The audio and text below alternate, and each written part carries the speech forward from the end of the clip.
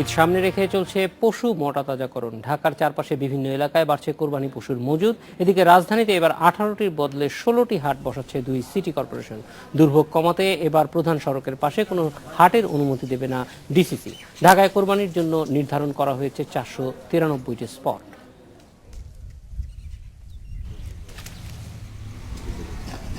প্রতি বছর কোরবানিকে সামনে রেখে গরু মোটা তাজা করা হয় ঢাকার সাভার, কেরানীগঞ্জ এবং মানিকগঞ্জের সিংগার সহ আশপাশের উপজেলায়। টানা 3 বছর লোকসানের হলেও এতদিন ভারতীয় গরু আসা বন্ধ থাকায় কিছুটা আশা দেখছেন খামারিরা। মোটা তাজা করা গরু নিয়ে তারা আসবেন রাজধানীর বিভিন্ন হাটে। কিনে ছোট আর কি, 1 বছর পালতে হয়, 7 থেকে 8 মাস পালতে হয়, পরে হলে পরে কুরবানির সিজনে বিক্রি করে দেয় আর কি। গরু মনে করেন যে পালতেছি কুরবানিতে, মনে করেন বিক্রি করার জন্য। কুরবানিতে বিক্রি করলে বাদে মনে করেন যে কটা পয়সা আসবে। পৌষ মাঘ মাস পর্যন্ত পালতেছি, মানে পাইলে নিলে মনে করেন গাবতলি হাটে নেবো, হয়তো বাড়িতে বিক্রি করব না। উত্তর সিটি কর্পোরেশন এলাকার বসিলা, মিরপুর ইস্টার্ন হাউজিং মাঠ, উত্তরা 15-16 নম্বর সেক্টরের খালি জায়গা, খিলক্ষেতের বনরূপা হাউজিং মাঠ এবং খিলক্ষেত পুলিশ হাউজিংয়ের মাঠে হাট বসবে। দক্ষিণ সিটি কর্পোরেশনের জিগাতলা হাজারীবাগ মাঠ, কামরাঙ্গীরচর, রহমতগঞ্জ খেলার মাঠ, লালবাগ হাজি দেলোয়ার খেলার মাঠ, পোস্তগোলা শ্মশানঘাটের খালি জায়গা, ধূপখোলা ইস্ট অ্যান্ড মাঠ, গোপীবাগ ব্রাদার্স ইউনিয়ন বালুর মাঠ, কমলাপুর সাদেক হোসেন খোকা মাঠ, উত্তর শাহজাহানপুর মৈত্রী সংঘের মাঠ এবং মেরাদিয়া বাজারে পশুর হাট বসবে। দুই সিটি কর্পোরেশনের কর্তারাই জানালেন, মানুষের দুর্ভোগ কমাতে কম জনবহুল এলাকায় হাট বসাচ্ছেন তারা। প্রধান সড়কেও কোনো হাট বসবে না।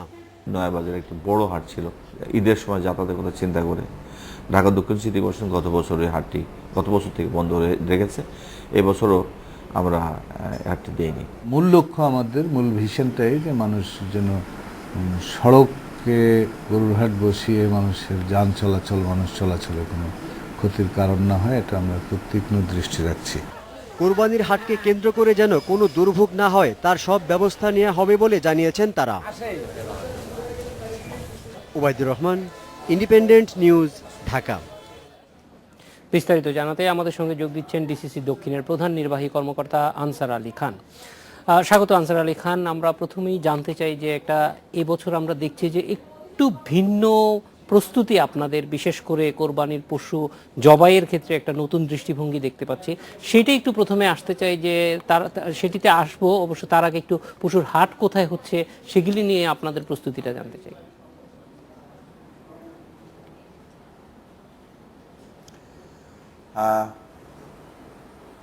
আপনাদের ধন্যবাদ, দর্শক মণ্ডলীর ধন্যবাদ। আমরা মোট ঢাকা শহরে 16টি হাটের মধ্যে 10টি হাট ঢাকা দক্ষিণ সিটি কর্পোরেশনের মধ্যে পড়ে। আমরা হাটগুলি ঢাকা শহরের পেরিফেরির মধ্যে দিয়েছি, যাতে মেইন শহরের ভিতরে তেমন কোনো প্রবলেম না হয়। আপনারা জানেন, আমি এর আগে বলেছি যে সব থেকে বড় সমস্যা হতো দক্ষিণাঞ্চলে গেটওয়ে হিসেবে পরিচিত বাবুবাজার ব্রিজে, এখানে নয়াবাজার একটা বড় হাট সিটি কর্পোরেশনের থেকে দেওয়া হতো। আমরা জনগণের দুর্ভোগের কথা চিন্তা করে, বিশেষ করে দক্ষিণাঞ্চলের মানুষের যাতায়াতের কথা চিন্তা করে গত বছর থেকে এই হাটটি আমরা বন্ধ করে দিয়েছি, যদিও তার থেকে সিটি কর্পোরেশন প্রায় 4 কোটি টাকা রেভিনিউ থেকে বঞ্চিত হচ্ছে। তো আমরা রাজস্বের জন্য কোরবানি হাট বসানো হয় না শুধুমাত্রই, সেটা একেবারেই সামান্য আসে। বেশিরভাগ উদ্দেশ্য হলো নগরবাসী যেন হাতের কাছে কোরবানির গরু পান, ওনারা সেখান থেকে কিনে নিয়ে যেন তাদের পবিত্র দায়িত্ব, যেটা কোরবানির জন্য মুসলমানদের জন্য একটি অত্যন্ত প্রয়োজনীয় একটি অনুষঙ্গ, এটা করতে পারেন। সেজন্য আমরা গরু হাটের বন্দোবস্ত করি। সেই গরু হাটের সাথে সাথে গরু হাটের বেচা কেনা মানুষ যেন স্বাচ্ছন্দ্যে নিরাপদে করতে পারে, সেজন্য যা যা করার দরকার আমরা করে থাকি। আপনারা দেখিয়েছেন গরু মোটাতাজাকরণের প্রক্রিয়া, ওষুধ দিয়ে মানুষ গরু মোটাতাজা করায়।